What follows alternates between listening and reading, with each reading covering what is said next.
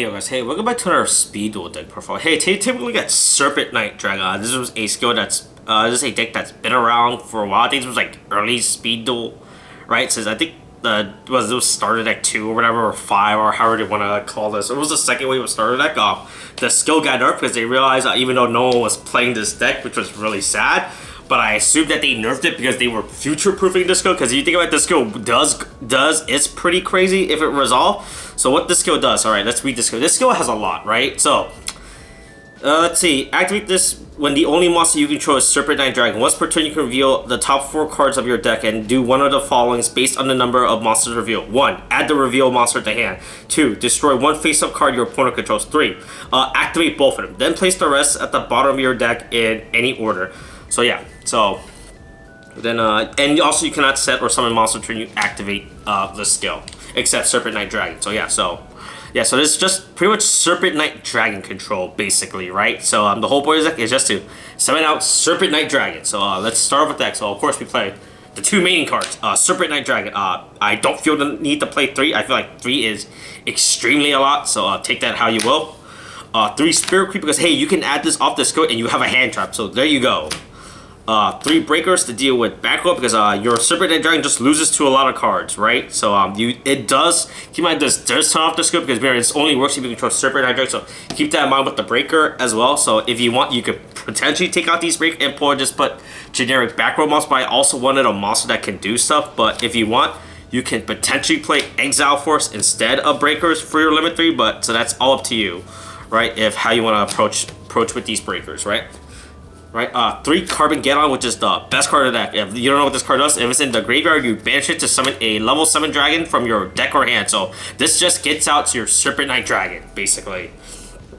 3 True to the Doom. This pretty much just gets rid of, you pretty much discard a card to destroy a monster on the field. This is how you get out Carbon Get-In out of your hand, right? If you draw, because drawing to this card really sucks, because it doesn't do anything in your hand, right? You can also, I guess, use it to pitch the breaker. You use these pretty much to get rid of problem monsters your opponent has. 2 Foolish to get the Carbon Get-Ins to your graveyard as fast as possible, because like I said, you don't want to see Carbon Get-Ins, and you just want to summon your Serpent Knight Dragon as possible. You play 3 Champion Vigilance. Yeah, it's that is when you control a level 7 or higher normal monster, which is your Serpent Knight Dragon, and your opponent summons or activate a spell or trap. Negate it. Stop that. Tell them no. This is pretty much the closest thing we're gonna get to a Solemn Judgment in this game, because I'm pretty sure they're not gonna put Solemn Judgment in this game. And finally, limit 1 is almost like I said. This limit 1 is irrelevant. This could literally be any card. You can play Offerings, you can play Nightmare Wheel. I guess if you want, it's potentially better to play Offerings or Nightmare Wheel because that way you want to trigger your skill. You want to keep using your skill more, but that's all up to you on how you want to. But yeah, so like I said, your limit 1 does not matter. Your limit 3 does not matter. Like I said, these 4 cards could literally be anything you wanted them to be. I just put them as space fillers, honestly, right? Because like I said, I don't want to lose to macro because you lose a lot to macro, right? You don't want to lose to that and everything. And also, this technically can crash into the Banisher of Radiance if needed as possible, right? But anyway, that's Serpent Knight Dragon. You just summon out this card. Yeah. I think I forgot what the original errata, the original text. I think it didn't matter. I think you just reveal cards, or you can choose them, or something like that. I remember the original was way more broken, but no one was doing because Serpent Knight Dragon is just a bad card. But I guess now that we're getting more cards, they just want to future-proof this text just in case we get way more broken cards support for. But there you go. Yep. So that's Serpent Knight Dragon. It is a deck, all right. Next for the extract, we'll say the extract is always irrelevant. It is but a Awakening the Dragon target when you don't play Awakening the Dragon. So 1 vehicle, Stumble Union, Stealth Roid, Jumbo Joroid, Drama King, Cyber and Destiny Dragoon.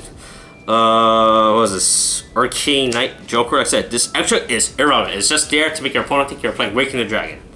And that's pretty much it. Alright, that's the deck problem. Like always, thanks for watching. If you guys want to see any other decks, comment down below. I'll try to get to them at some point. I got a bunch of these lineup that I need to do at some point. Alright. Thanks for watching. Okay, thanks, bye.